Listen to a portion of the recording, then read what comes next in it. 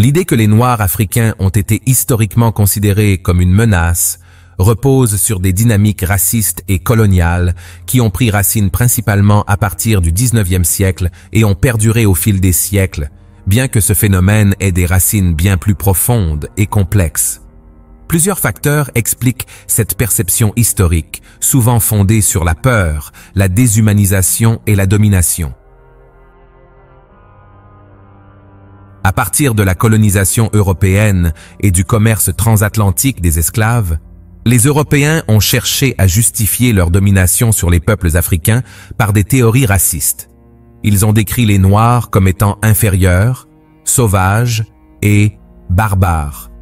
L'idée de hiérarchie raciale a été développée pour légitimer l'esclavage, la colonisation et la spoliation des terres.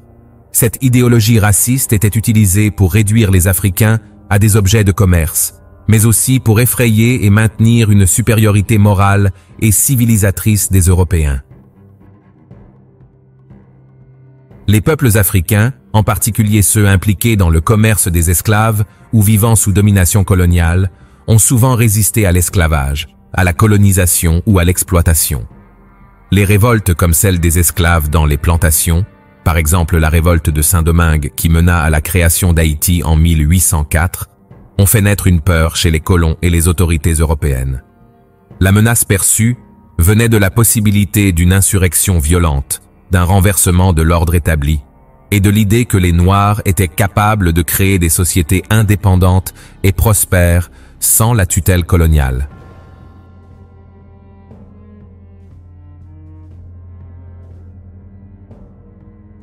Pendant les périodes de colonisation, les médias, la littérature et les arts européens ont souvent dépeint les Africains comme des êtres primitifs, violents ou menaçant l'ordre social. Ces stéréotypes ont été renforcés par une image exotique et dégradée de l'Afrique et de ses habitants, qui étaient souvent montrés comme des figures dangereuses à apprivoiser, à civiliser ou à dominer. Ces représentations ont alimenté la peur des Africains et ont renforcé l'idée qu'ils constituaient une menace. L'idéologie coloniale prétendait apporter le progrès et la civilisation aux peuples dits primitifs. Mais la réalité était bien différente. Elle reposait sur la violence, l'exploitation et l'assujettissement des peuples africains.